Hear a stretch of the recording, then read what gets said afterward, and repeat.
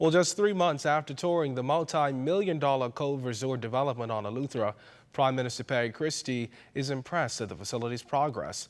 While on that island last week, the Prime Minister made another stop to the upscale property, which upon completion is not only expected to inject a much-needed boost to that island's economy, but also provide the island's very first movie theater. Our Andrew Knowles has more. Much progress has been made on the casually trendy island-exclusive resort, the Cove Eleuthera in Gregorytown, since Prime Minister Perry Christie last toured the development in July.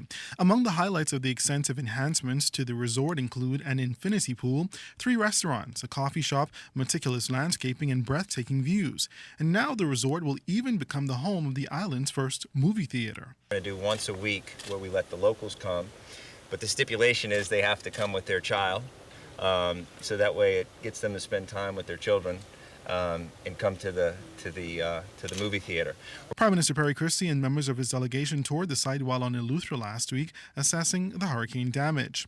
Impressed with what he saw, Prime Minister Christie assured property owner Sidney Torres of his government's support in making the development work.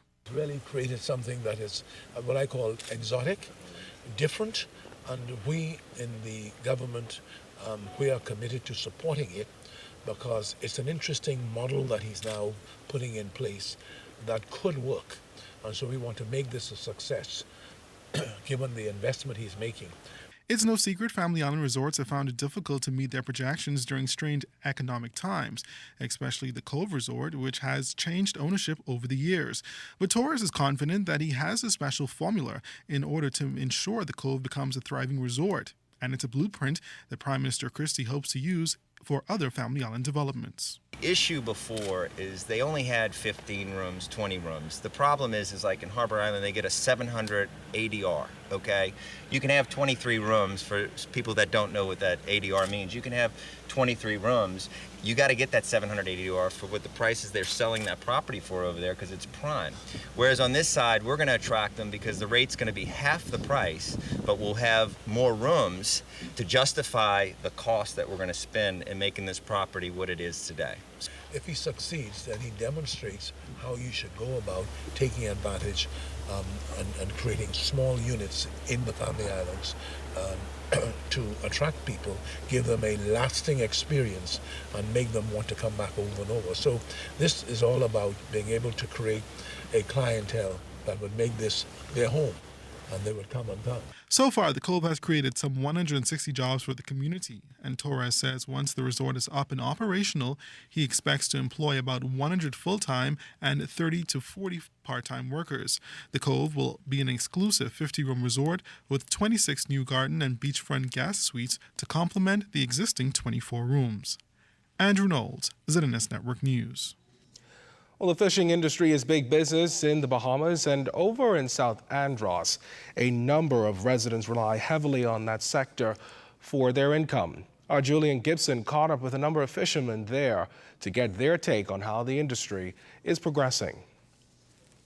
In the community of South Andros, there are a number of young men involved in the fishing industry. So exactly how is it going? The industry is picking up right now. It started off low. The first part of the season started very slow. It started at $7, $7 a pound, and you're paying almost $7 for jobs. It started slow, but things really picking up now, Julian, as we could see. We are up now to 850 now. We survive. Like you say, we got a lot of young people involved in fishing now because things are slow. The economy and all that. And then just slow. And just like anywhere else in the Bahamas, poaching seems to be a problem for Androsians. Poaching plays an important role in the way our fishing is the scale of it, because we are poachers and it costs like out of season, it costs, you can't find much products during the season like that. So poaching is a very bad thing for us. For some reason, they normally used to stay on the ocean edge up on Kilopus and around Grinches area, but now they are coming right in your back door right now, right in the back of Anderson. They're just taking it, and like 2 months ago we was out on a fishing boat, and we had an altercation with some poachers. 10 Dominican poachers called it a friend for us. They get there, they take 1-2 laps, ain't see no boat, but you have 10 boats on the ocean edge, all Dominican poachers. Now, in the settlement of Mars Bay, South Andres, there are a number of young men who simply go out for conch. So how is the conch industry in South Andres? The conch industry in South Andres is pretty good now. Just like sometimes you go on St. Bottoms, you don't meet them all the time, but you go back next 2 or 3 days, they're there.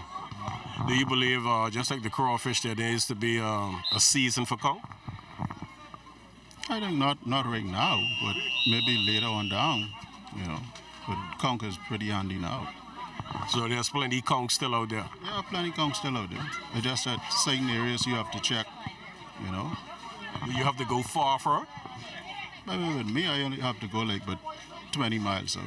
Reporting for the ZNS News Network, I am Julian Gibson. Thanks, Julian. Well, Grammy and Academy Award winner Jennifer Hudson brought down the house last evening in a concert honoring Bahamian son Sir Sidney Poitier. The star said she was honored to perform last evening, calling Sir Sidney one of her greatest inspirations.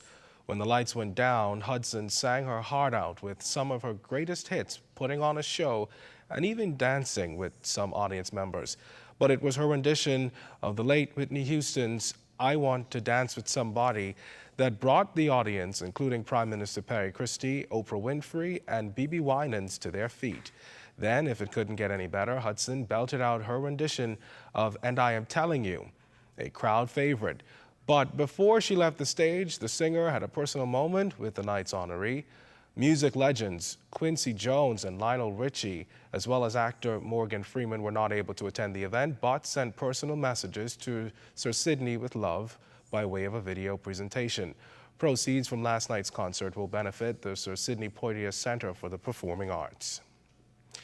It was called a sick and wicked affair as scores flocked to Balmoral on trick-or-treat night for the AIDS Foundation Halloween Bash fundraiser. During the event, they dressed as pharaohs, Cleopatra, and beauty queens. Some even paid tribute to the late king of pop, Michael Jackson. The goal was to raise about $15,000. However, officials were unable to meet that target. BAF President Lady Camille Barnett says since the organization depends solely on volunteers and donations, public and corporate support is important.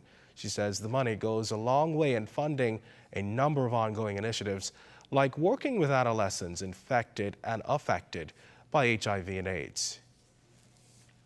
To all of our programs, the work with the adolescents, purchasing books for the public school system, bringing persons from the Family Islands for follow-up at the Princess Margaret Hospital HIV/AIDS clinic, everything that we do, the advertising. We have a campaign called KISS, KYS, Know Your Status.